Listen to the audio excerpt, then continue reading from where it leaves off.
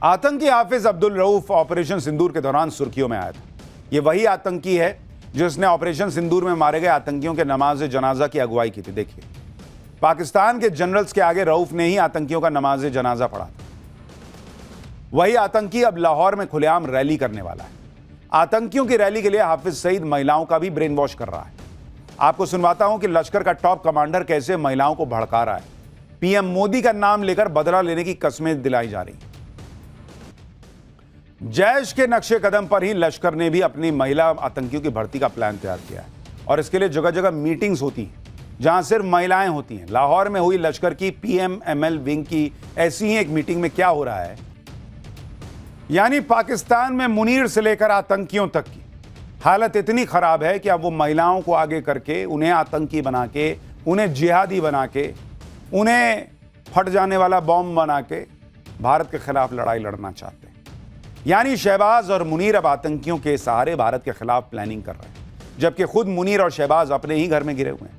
मुनीर को तहरीके तालिबान के आतंकी खुलेआम धमकी दे रहे हैं, मुनीर को चुनौती दे रहे हैं, अगर मर्द हो तो हमारा सामना करके दिखाओ। सुनिए कैसी कैसी धमकियां मुनीर को दी जा रही। टीटीपी कमांडर ने यह चुनौती अफगानिस्तान और पाकिस्तानी सेना के बीच जोरदार लड़ाई के बाद जारी की है। टीटीपी जिस कोहाट इलाके में मुनीर को आने की चुनौती दे रहा है उसके बारे में भी आपको बताता हूं। कोहाट इलाका पाकिस्तान के खैबर पख्तूनख्वा प्रांत में आता है, जो टीटीपी का गढ़ है और अफगानिस्तान की सीमा से लगा हुआ है। इस इलाके में टीटीपी आतंकियों का दबदबा है और पाकिस्तानी सेना को भारी नुकसान होता है। असल में जिस टीटीपी को लेकर डुरंड लाइन हफ्ते भर तक सुलगती रही, जिसकी वजह से कई कायर पाकिस्तानी कब्रिस्तान पहुंच गए, उसी टीटीपी ने अब रावलपिंडी के कहानी खत्म करने का ऐलान किया है।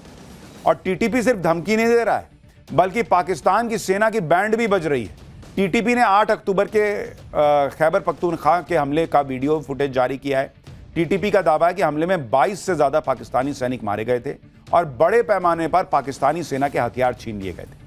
हालांकि पाकिस्तान की सेना ने सिर्फ 11 सैनिकों के मारे जाने की बात मानी थी। टीटीपी के एक के बाद एक वीडियो आ रहे हैं। मुनीर और शहबाज की पोल खुलती जा रही है। टीटीपी ने पेशावर के पास एक वीडियो जारी किया है जहां सड़क पर टीटीपी के आतंकी दिखाई दे रहे हैं।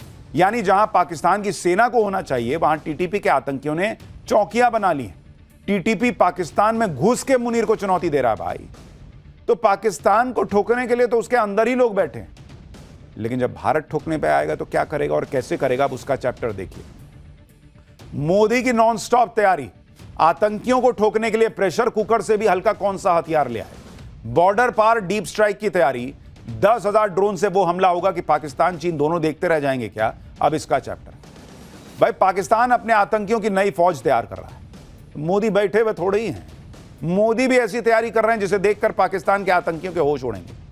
अभी की बात तो छोड़ दीजिए, भारतीय सेना के लिए ऐसे ऐसे फ्यूचर वेपन्स पर काम हो रहा है कि आप सुनकर दंग रह जाएंगे। आज आपको बताऊंगा कैसे भारतीय सेना के लिए 1,66,000 करोड़ के मॉडर्न हथियार तैयार हो रहे हैं, कैसे भारत के दुश्मनों को 2 मोर्चों पर किलर जेट्स घेरेंगे। रॉकेट वॉरियर पिनाका का नया अवतार बताएंगे आपको, और यह भी दिखाएंगे कि भैरव बटालियन से बॉर्डर पार कैसे डीप स्ट्राइक से वॉर होगा और आर्मी की स्वदेशी न्यू वॉर मशीन कैसे प्रेशर कुकर से भी हल्की कार्बाइन दुश्मन पर कहर डालेगी, कैसे चीन की PL-15 मिसाइल का पुर्जा खुल जाएगा और कैसे भारत रूस के न्यू एयर डिफेंस प्लान से चीन और पाकिस्तान परेशान है। आज आपको सब दिखाऊंगा। ऑपरेशन सिंदूर के बाद मोदी सरकार बहुत तेजी से आर्म्ड फोर्सेस के ट्रांसफॉर्मेशन में लगी।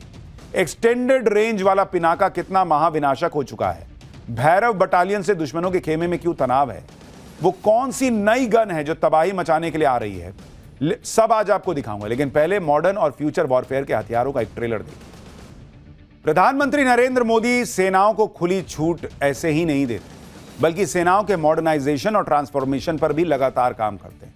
एक के बाद एक डिफेंस डील हो रही है। रक्षा मंत्री राजनाथ सिंह की अगुवाई में डिफेंस एग्जीबिशन काउंसिल की बैठक में जल्दी ही कई बड़े रक्षा सौदों को मंजूरी मिल सकती है, जिससे सेना का ब्रह्मास्त्र यानी गाइडेड पिनाका रॉकेट सिस्टम और भी महाविनाशक अवतार में बदलने जा रहा है। 1000 गाइडेड पिनाका रॉकेट सिस्टम से लैस होगी आर्टिलरी। खरीद को जल्दी ही मंजूरी मिलने वाली है। पिनाका दूर से ही दुश्मन के bunker, command post, arm depot ध्वस्त करने की क्षमता उसकी कई गुना बढ़ जाएगी। पिनाका से 72 रॉकेट सिर्फ 44 सेकंड में लॉन्च किए जा सकते हैं। डीआरडीओ 120 किलोमीटर से 300 किलोमीटर रेंज के पिनाका रॉकेट सिस्टम पर भी काम शुरू करने जा रहा है। ये सिस्टम भी अगले 3 से 5 साल के भीतर सेना के बेड़े में शामिल हो जाएंगे। पिनाका के लेटेस्ट वेरिएंट पिनाका MK2ER की रेंज 90 किलोमीटर तक की बताई जा रही है। इसके अलावा अमेरिकी एंटी टैंक मिसाइल जेवलिन के साथ 12 लॉन्चर और 104 मिसाइल भी खरीदी जाएंगी। भारत के सामने हमेशा 2 फ्रंट वॉर की चुनौती रहती है, यानी एक तरफ पाकिस्तान, दूसरी तरफ चाइना। लेकिन दोनों मोर्चों पर दुश्मन को घेरने के लिए वॉर प्लान तैयार है और इसके लिए 1,66,000 करोड़ रुपए के मल्टी रोल फाइटर एयरक्राफ्ट की डील भी होने वाली है। इस डील में 114 नए मल्टी रोल फाइटर जेट्स खरीदे जाएंगे। राफेल, F-21, सुखोई समेत कई मल्टी रोल फाइटर जेट्स दौड़ में हैं। डिफेंस एक्सपर्ट इसे इंडियन एयरफोर्स की 2 फ्रंट वॉर से निपटने की तैयारी के तौर पर देख रहे हैं। फिलहाल इंडियन एयरफोर्स की लिस्ट में 7 प्रमुख कंटेंडर्स हैं। खास बात यह भी है कि इस प्रोजेक्ट को पूरी तरह मेक इन इंडिया मिशन से जोड़ा गया है। डील में फाइनल जेट्स भारत में ही बनेंगे और यह भारत के लिए एक स्ट्रैटेजिक गेम चेंजर डील साबित होगी। MiG-21 विमानों के रिटायरमेंट के बाद एयरफोर्स में स्क्वाड्रन की संख्या घट गई थी। एयरफोर्स ने 42 स्क्वाड्रन की जरूरत बताई है और ऐसे में डील को उस दिशा में एक बड़ा कदम माना जा रहा है। किलर जेट्स की एंट्री के साथ ही एयर डिफेंस के मोर्चे पर वॉर मोड में भी तैयारी हो रही है। ऑपरेशन सिंदूर में आपने देखा होगा कि कैसे पाकिस्तानी और चाइनीज मिसाइलों को S-400 सिस्टम और आकाश तीर ने हवा में उड़ा दिया था। अब भारत इसी game changer S-400 air defence system के लिए रूस से 10,000 करोड़ रुपए की मिसाइलें खरीदने जा रहा है। नए S-400 पर दिसंबर में डील हो सकती है। ऐसे में 5 सिस्टम्स की डील पहले हो गई थी, जिनमें से 3 भारत को ऑलरेडी मिल चुके हैं। चौथे स्क्वाड्रन की डिलीवरी रूस यूक्रेन युद्ध के कारण रुकी है। जो नई डील हो रही है वो इसके अलावा होगी। दिसंबर में पुतिन के भारत दौरे के दौरान इस पर फाइनल मुहर लग सकती है। भारत S-500 मिसाइल सिस्टम खरीदने पर भी विचार कर रहा है। S-400 और S-500 दोनों ही मॉडर्न मिसाइल सिस्टम है और उनका इस्तेमाल एयर डिफेंस और दुश्मन के हवाई हमलों से बचने के लिए किया जाता है। S-400 डिफेंस सिस्टम जो है क्या है उसके बारे में हम आपको विस्तार से कई बार बता चुके हैं। यह हवा में कई तरह के खतरों से बचाव के लिए एक मजबूत ढाल की तरह काम करता है और दुनिया के बेहद आधुनिक एयर डिफेंस सिस्टम में इसकी गिनती होती है। हाल ही में air chief marshal AK Singh ने इसी S-400 को गेम चेंजर भी बताया था। ऑपरेशन सिंदूर के दौरान पाकिस्तान ने अपने लड़ाकू विमान से चीन की PL-15 मिसाइल को भारत में दागा था, लेकिन यह मिसाइल धराशायी हो गई और पंजाब के होशियारपुर में एक खेत में मिली। अब DRDO ने इसका पुर्जा खोलकर पूरी मिसाइल का विश्लेषण कर दिया। DRDO अब अस्त्र मार्क 2 मिसाइल में चीन की PL-15 मिसाइल की खूबियों को शामिल कर रहा है और मारो इधर गिरा भी दिए और पढ़ भी लिए।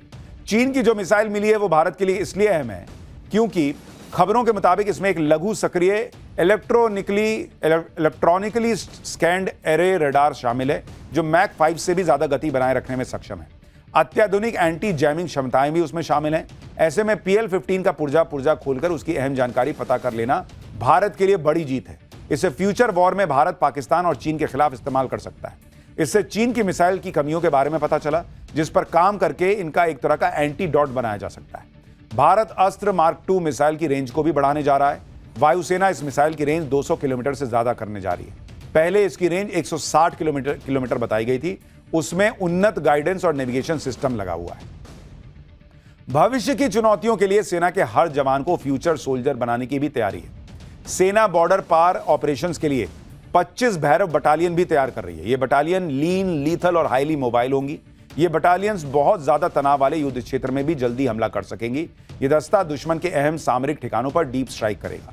फिलहाल 5 भैरव बटालियन तैनात हैं, 4 और तैनाती के चरण में हैं। बाकी बटालियन 6 महीने में तैयार हो जाएंगी। हर बटालियन में 250 एलीट कमांडो जो घातक हमले करने में माहिर होंगे।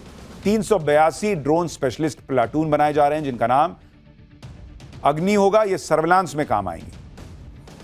भैरव बटालियन आकार में छोटी है लेकिन ज्यादा घातक बटालियन साबित होगी।